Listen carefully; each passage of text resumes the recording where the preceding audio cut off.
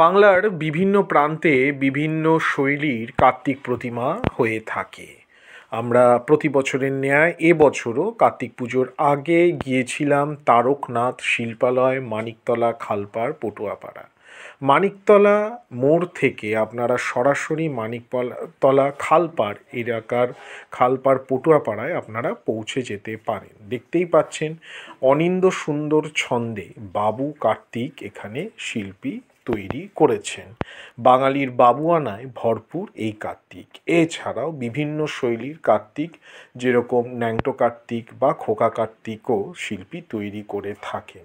সেখানে শৈশবের যে পূর্ণতা সেটাই প্রস্ফুটিত হয়ে থাকে। এছাড়াও রাজা কার্তিকও শিল্পী তৈরি করে থাকেন।